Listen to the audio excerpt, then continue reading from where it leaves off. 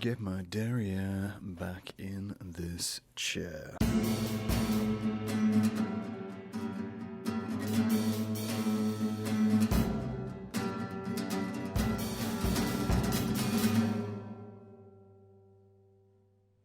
Sup kids, how are you doing today? It seems like it's been a long while. My voice is actually a little croaky. Can you hear that? That's a little bit croaky. I got a nice grizzly tone going on today, but outside it seems like it's been a long time, but it hasn't actually been that long for you guys because you've been seeing me most weeks, except the recordings I made previously.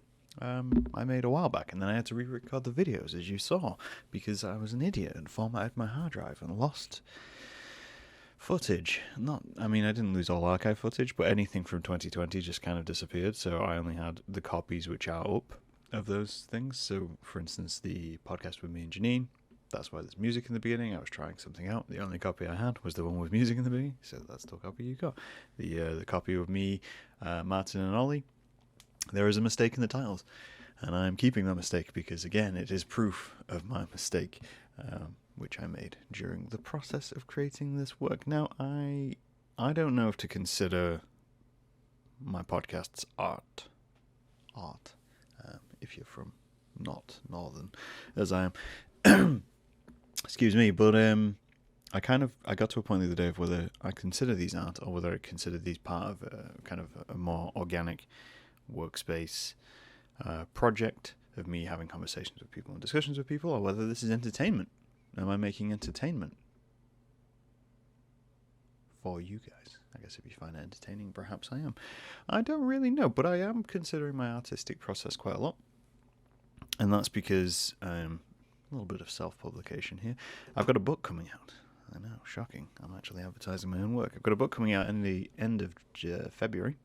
I'm going to say the end of January, but we're literally at the end of January as I record this. See, I record in advance. There's nothing I can do. But end of February, I have a book coming out called Potatropy. It is a graphic novel. It's a short concept graphic novel about Potato Boy, which I have done a podcast about before, discussing what I was going to do with Potato Boy, and this is what I'm going to do with Potato Boy. I'm releasing a book. It is available for pre-order up till 29th. You can get pre-order bundles and things like that. And I'd very much appreciate if you go take a look. There is a link in the gubbins below the video. But it does bring me around to my point and the title of this podcast, that my art is kind of lying to you. Now, this is quite a big phrase, and I guess it's kind of a clickbaity phrase, because some of you have clicked on this and gone, yes, Graham Art is lie, and he cheats and steals and all this kind of stuff, and you're going to be disappointed, because I mean more in a philosophical way than anything else. Sorry, but so I'm bringing out this book, Potatropy, and I got thinking about what my work says, and the pieces which I'm working on currently outside of the public eye, and how they all fit into my life, and how I go about making work. And as an artist, you tend to roll back and you consider the world around you, you consider what is actually being put into your work and how you're making your work. Artistic practice is probably one of the most wide discussed things ever within the art world. People discuss artistic practice more than they discuss the actual work which is being put out. That's how important artistic practice is. There's whole syllabus. What is the word? I don't know. Yeah, syllabus, I guess. Project lengths, sections within a course of learning art, which is just about artistic practice. When you submit things to your final tutor, the thing they want to know is about the practice. They don't want to know about the final work. And that's because there is an understanding between art and artists that your practice is just as important as the work you make. Now, in that sense, there is a phrase which really annoys me. How people see some artwork as extremely honest, or it's the most honest work I've ever seen. Wow, you just got my beard fall into the microphone then. It's the most honest work I've ever seen. It's so passionate and exposed, and I don't believe that. Why don't I believe that? Why does this phrase annoy me? Why does it get to me? Why does it does it seep into my brain? Is it because I think my work isn't that? Is it because I think that work's bad? No, not in any way, shape, or form. I just think it's being described in such a strange way. To say artwork is honest? Yes. Now, I appreciate there are pieces of artwork out there which, for the most part, are pretty honest. And they're usually artwork which has been done outside of artistic practice. And let's see, this is how we're linking it together. That is artwork which has been done usually by people who have no artistic training, people who have never done art before, people who have basically just expressed themselves. That's the most honest artwork. But artwork created by people who want to make art and want to express themselves and practice doing it and create different types of art and create series and projects and different things like that, regardless of the format. So this could be anything. This could be film, this could be photography, this could be painting, this could be drawing, singing, poetry. Every single piece which is within that realm of artwork, which is considered in any way, shape, or form, rather than just being expressed, is lying to you, is manipulating you, is suggesting to you something which likely doesn't exist. And before you get on your high horses, I'm going to explain what I mean, because that's what I do. Alright, let's get to the point. I'm just going to have a sip. Okay, so what do I mean by this? So essentially, what is the basis of artwork? Artwork is intended to give you a subject. It is intended to give you an idea and make you consider that. And that is one of my personal definitions of art. For good artwork, artwork is supposed to give you a subject as a viewer, and it is meant to provide you with a discussion based on what they have shown you. So someone draws something, they give it to you, they say, look at this. They're looking at you and going, what themes are they getting from that? What are they getting from that by what I have given them? And it's the mise-en-scène of art. And everything you put into art, everything you show, is meaning something. And this is the whole thing between good and bad art. If you put things in and don't consider their symbology, their context, then you're likely going to be saying something you don't want to be saying. But by that same candor, by that same idea, it means that everything you see is not particularly honest, because all art is intended with purpose. The purpose of the artist. The artist is jumping out there and going, this is what I want you to feel. I have created this work. I have manufactured it, whether I intended to or not, whether it was something which I spent time and effort putting into every detail, or something where I just completely flung paint on a page and it created the feeling I wanted. This was presented to you in a way which was intended to make you feel and think about something. Whether even if that was just to open the conversation about thinking and feeling. They are all directed toward an audience, because audience is something massively important. This can be the same for personal work as well. You're making personal work, and it doesn't matter whether you show it off or not.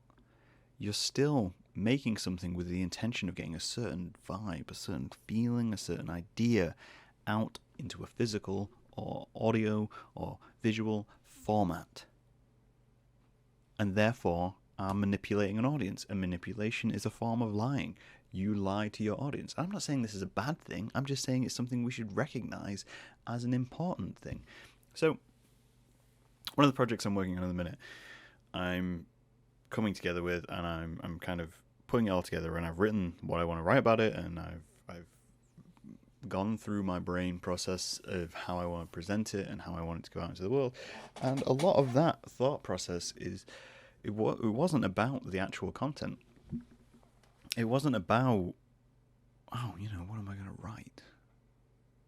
What is the story I'm telling here? Most of what I put effort into is the whole aesthetic of it. And that's because I'm not a natural writer, I'm a natural visualizer. Oof, that sounds terrible. No, most cliche thing, I'm a natural visualizer. No, I'm not. I'm just a dab hand at multiple things. So I'm putting so much thought into that the words didn't really mean anything. So when a friend said to me the other day, who I've shown it to get feedback on because I value your opinion, the visual isn't the art, the words are the art.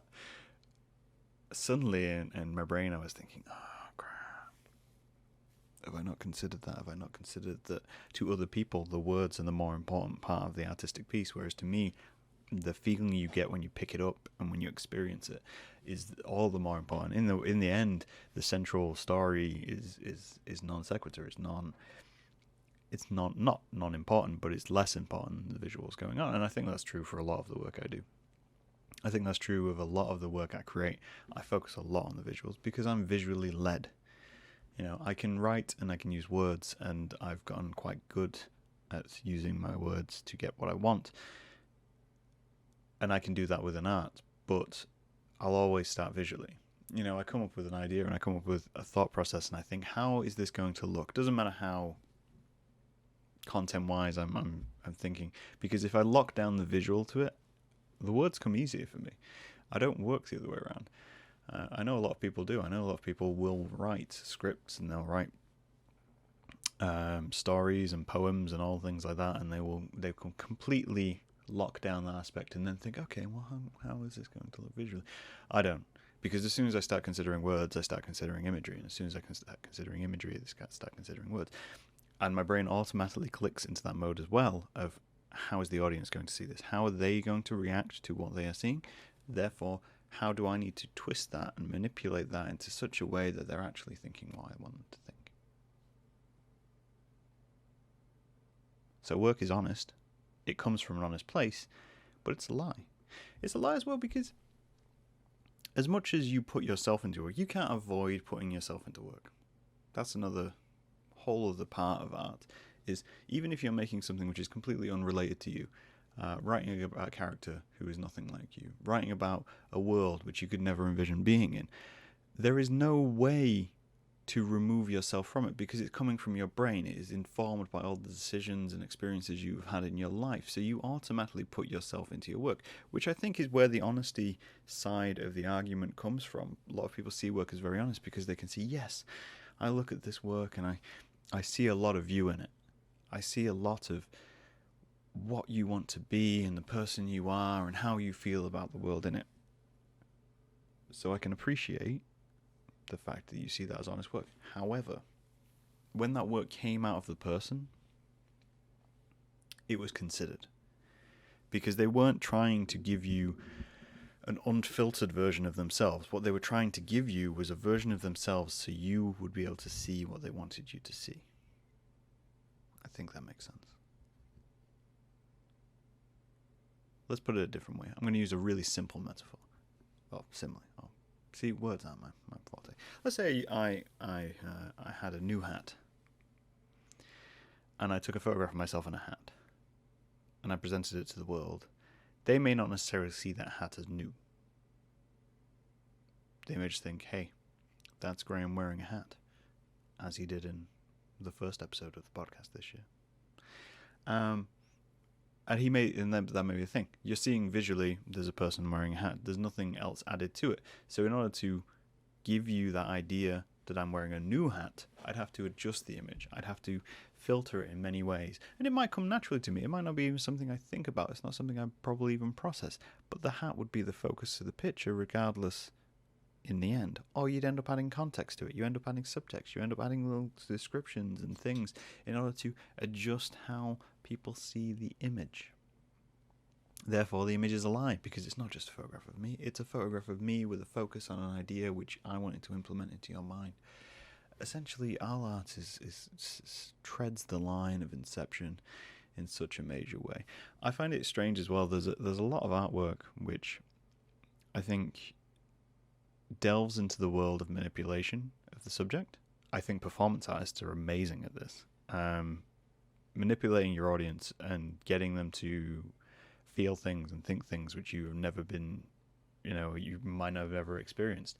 A lot of performance art is about essentially jarring people and opening their ideas by jarring them.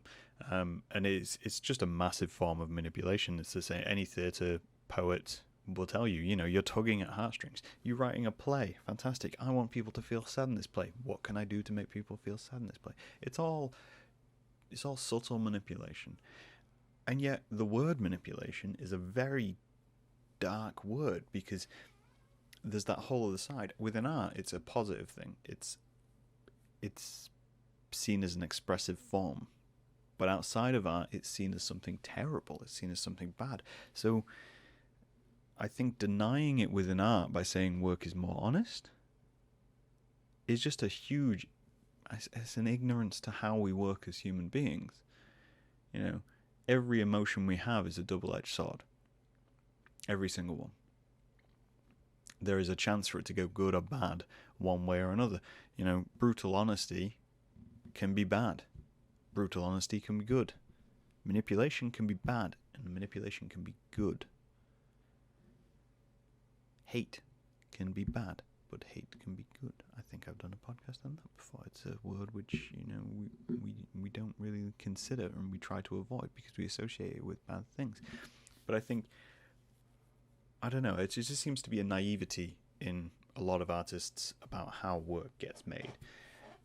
And I think it's because perhaps they don't see the patterns they've formed, because it comes so naturally to me. This is a thought process which I've had, again, fairly recently, but for a very long time. Of a lot of the work I make, I don't see as good enough because I think the outcome is fairly obvious, and then you forget that to the audience it isn't obvious. You know, like Potatropy.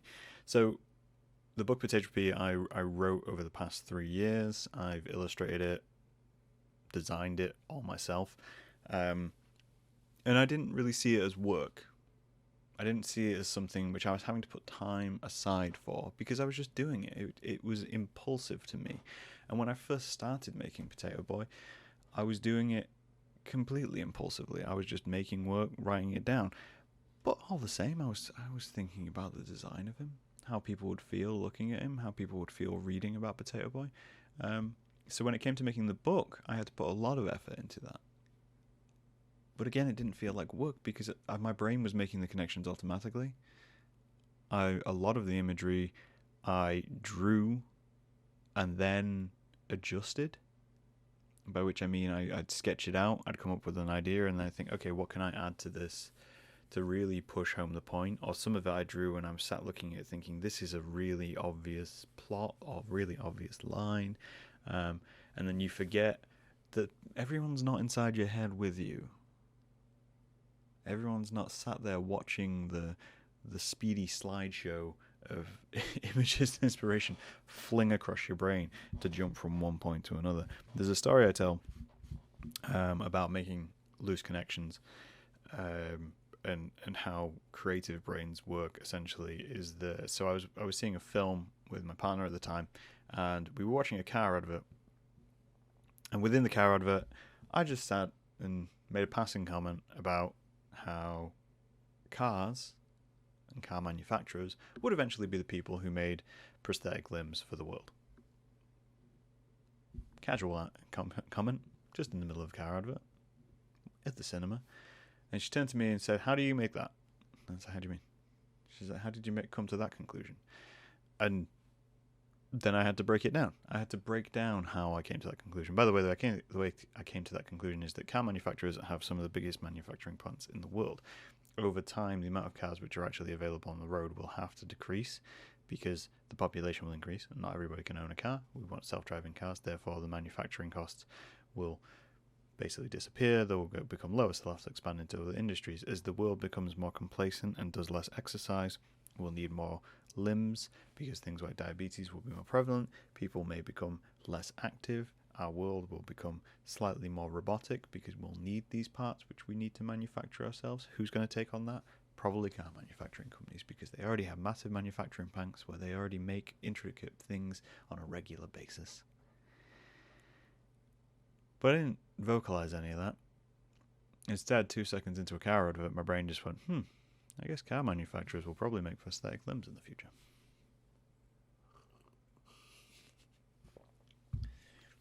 And there's a moment of realization of going, oh yeah, not everybody does that. Not everybody's wired like that. Not everybody gets that drawn out explanation of what's going on. So you have to manufacture that. You have to push that into your head and go, oh, right. And then when you make your work, that's where artistic practice comes in, where you study and you think, okay, if this was the sentiment I was trying to put out into the timeline, then I need to go, all right, well, how do I explain that in a single image? How do I explain that in a poem? How do I explain that in a story which will make the people understand what I am trying to convey?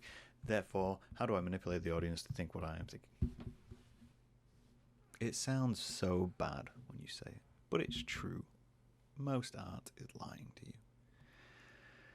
In a good way. It's conveying you a feeling. No one goes into a film, a painting, or anything when they're consuming it thinking, I am going to feel this way. This is the problem I find with a lot of film genres, is that a lot of them kind of kick out and go, it's a comedy, therefore go laugh. You are going to laugh. So you go into that film with the expectation to laugh. This is a drama. It's going to be sad. Therefore, you're going to go into this film and feel sad on the way out. And that's the problem with home movies. If you don't really get to experience the randomness of what could be on screen, the problem with reviews and trailers is they're trying to give way too much away rather than just allowing the artistic work to do the manipulation. When's the last time you saw a film you knew nothing about and hadn't seen any trailers for, and were going to just go in and go, right, I'm going to see whatever they want me to see? You can't, because the industry doesn't work like that anymore. They've removed that magic. Or they're trying to remove that magic in a major way. But you don't go to a painting and you see in a gallery and think, I'm going to feel like this. This is what I intend to feel like. And then if you did, it would be the artist's job and the artwork's job to manipulate you into getting back to where the artist actually had. And that's the difference with bad art. Bad art can't do that. It can't provide you with what you want, what the artists want. If you're not getting, this is something I have a huge concern about, if you're not getting from the artwork the feeling the artist intended, it's potentially bad art. But at the same time, as an artist, when you think about it, they might be seeing something you never saw, which might make it even more powerful. See your own work from a different point of view. I don't know. I'd love to hear what you guys think. I know I've got a lot of creatives who watch this, and I know there's a lot of people who just have a general interest in art. So maybe what's your view? Do you think it's lying? Do you think it's manipulation? Is lying the same as manipulation? Is there anything really which is classified as honest art? Can there be honest art when all of your purpose is to show an audience something which you were feeling, and you can only do that by creating it in certain ways? I don't know. I'd love to know what you think. Until then, welcome to 2020, and I'll talk to you guys later.